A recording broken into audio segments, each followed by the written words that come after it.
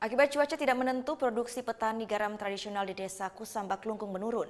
Jika biasanya petani dapat hasilkan 25 kg garam per harinya, namun kini hanya 10 kg saja.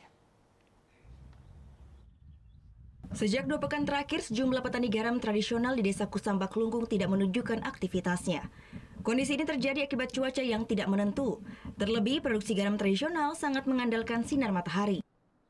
Jika di hari normal, petani dapat menghasilkan 20 kg garam per harinya, namun kini menurun drastis hingga 7 kg saja. Akibatnya, petani garam merugi hingga 60%. Biasanya untuk 1 kg garam dengan kualitas baik dijual di kisaran harga 20 hingga 25 ribu rupiah. Selain karena cuaca, menurunnya produksi petani juga disebabkan oleh mulai berkurangnya minat pasar, lantaran harus bersaing dengan produk garam dari luar Bali, yang harganya jauh lebih murah.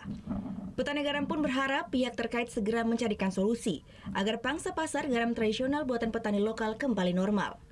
Kalau tiang ini habis panen, besoknya dijemur, paginya sorenya udah dimasukkan ke karung.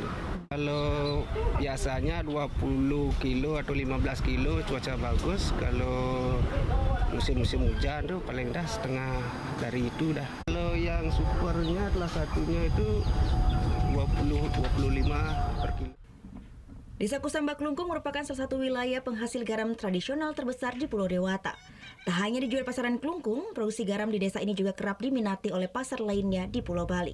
Kadek Martana melaporkan untuk Net. Oh iya beneran? Iya, oke.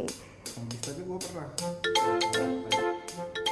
Nah, udah kan nonton beritanya? Jangan lupa di-subscribe, di-like, dan juga di-komen ya akun YouTube dari Net Bali. Terima kasih udah subscribe. Yang belum, jangan sampai lupa. Di sebelah sini nih.